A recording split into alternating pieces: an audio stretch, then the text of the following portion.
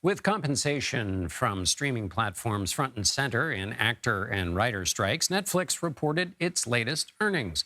The company posted $8.2 billion in revenue and 5.9 million new subscribers for the second quarter.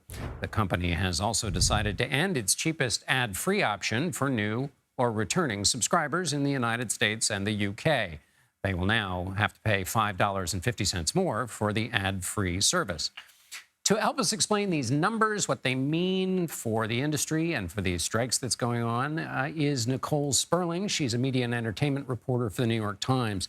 So, Nicole, what jumps out at you from these numbers that Netflix announced today? I mean, it's definitely a strong quarter. There's no way around that. They added close to 6 million subscribers, which is great considering where they were a year ago at this time.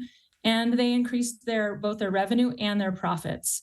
Most of that was done by their efforts to crack down on password sharing, which they had said was,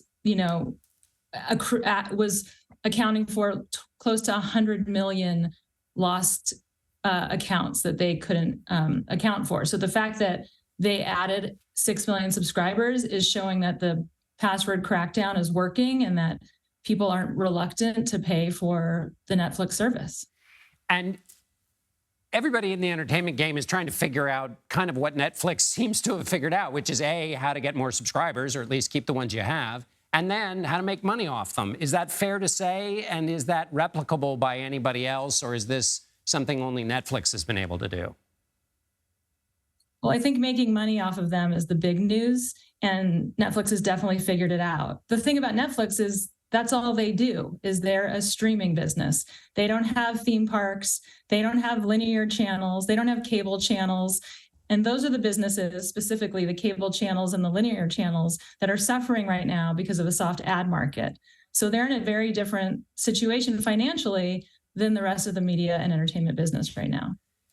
And they now have an ad tier that you kind of pay for, but then you still have to watch ads. So that just feels like old-fashioned television that I grew up with. There were ads, but now I'm having to pay for them. How does that fit into the new model of things? Well, they wanted to offer a cheaper version for subscribers who didn't want to pay what was $10.99 at the earlier version, which they got rid of, as you pointed out earlier, or the $15.99, which is the current version. So they offered this $6.99 version. People seem to be acclimating to it and signing up for it. And there are ads. I don't think it's as invasive as your linear cable channels where you're getting a break every 5-10 minutes. I think it's more nuanced than that. And, budgets have been, tightened by consumers, and that's an option. Netflix seems like one of those things that's like a utility now where people don't cancel it as much as they cancel other streaming services.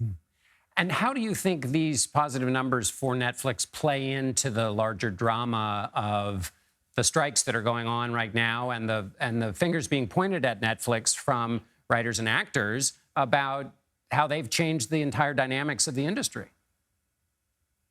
Well, I can guarantee that both the WGA and SAG-AFTRA were watching these results carefully and will likely use them as talking points going forward. With $1.5 billion in profit for the quarter, I'm sure they're going to point that number out and ask why they can't get more of the pie. And what is the response likely to be now that the numbers are in, there's a little more cash? Is this going to change the negotiating posture on the other side of the table at all? Well, I mean, if we could get the two parties, or the three parties in this case, back to the table, we could see what's happening. But right now, it's a stalemate on both strikes. Everyone's out on the picket lines. Rhetoric is flying all around, and people are really angry. Can I just really quickly, how Netflix at some point has to put things back on the air, right? I mean, how not being at the table at all seems unsustainable when you need product to go through to people's homes. Well, the traditional studios have been very clear that come September, come the end after Labor Day, they are going to be in trouble when it comes to product hitting your television channels, hitting the movie theaters, et cetera. It's going to be a problem. Netflix, on the other hand, has this global content strategy. They make content all over the world. So you may not get Stranger Things anytime soon, but you can get Korean dramas, you can get Spanish soap operas, and those shows have done really well on their service among US audiences and audiences around the world. So they are in an advantageous spot when it comes to the amount of content they produce from all around the world. People will just have to get used to using subtitles. Nicole Sperling, media and entertainment reporter for the New York Times. Thank you so much for being with us. Thank you for having me.